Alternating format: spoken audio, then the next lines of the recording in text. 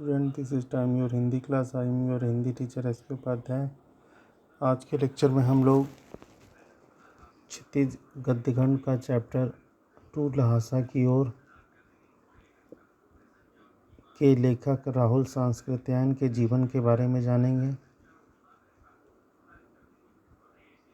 और उनके जीवन से संबंधित कुछ बोधात्मक प्रश्नों को भी करेंगे।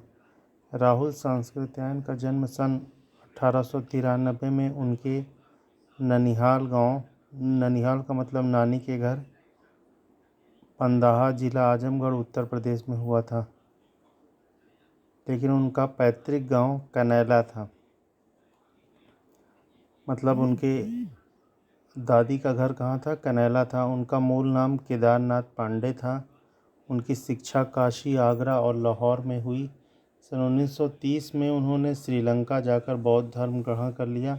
तब से उनका नाम राहुल सांकृत्यायन हो गया। राहुल जी पाली, प्राकृत, अपभ्रंश, तिब्बती, चीनी, जापानी, रूसी सहित अनेक भाषाओं के जानकार थे। उन्हें महापंडित कहा जाता था। सन 1963 में उनका देहांत हो गया। राहुल सांकृत्यायन ने उपन्यास, कहानी, आत्मकथा, यात्रावृत्त, जीवनी, आलोचना, शोध आदि अनेक विधाओं में साहित्य सृजन किया। इतना ही नहीं, उन्होंने अनेक ग्रंथों का हिंदी भाग में अनुवाद भी किया। मेरी जीवन यात्रा, दर्शन दिग्दर्शन, 22वीं सदी, बोलगा से गंगा, भागो नहीं दुनिया को बदलो, दिमागी गुलामी, घुमक्कड़ शास्त्र उनकी प्रमुख कृतियां हैं। साहित्य के अलावा दर्शन, राजनीति, धर्म, इतिहास, विज्ञान, विभिन्न विषयों पर राहुल जी द्वारा रचित पुस्तकों की संख्या लगभग 150 है। राहुल जी ने बहुत सी लुप्तप्राय सामग्री का उद्धार कर अत्यंत महत्वपूर्ण कार्य किया। यात्रावृत्त लेखक में राहुल जी का स्थान अन्यतम है। उन्होंने घुमक्कड़ी का शास्त्र रचा और उससे होने वाले लाभों का विस्तार से वर्णन करते हुए मंजिल के स्थानों पर यात्रा को ही घुमक्कड़ का उद्देश्य बताया। घुमक्कड़ी से मनोरंजन, ज्ञानवर्धन और अज्ञात स्थलों की जानकारी के साथ साथ भाषा एवं संस्कृति का आदान प्रदान भी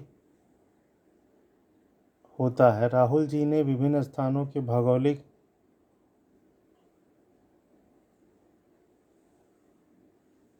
वर्णन के अतिरिक्त वहाँ के जनजीवन की झांकी भी प्रस्तुत किया है।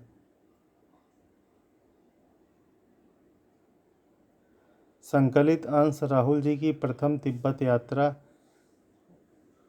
से लिया गया है, यानी जो चैप्टर है जो उन्होंने सन 1929-30 में नेपाल के रास्ते से की थी।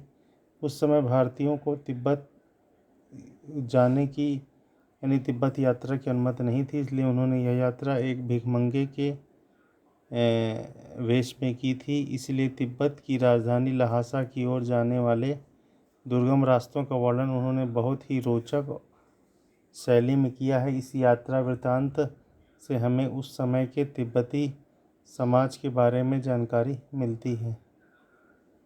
स्टूडेंट, आज के लेक्चर में इतना ही है और इससे संबंधित जो बोधात्मक प्रश्न आपको दिए जाएंगे उन बोधात्मक प्रश्नों को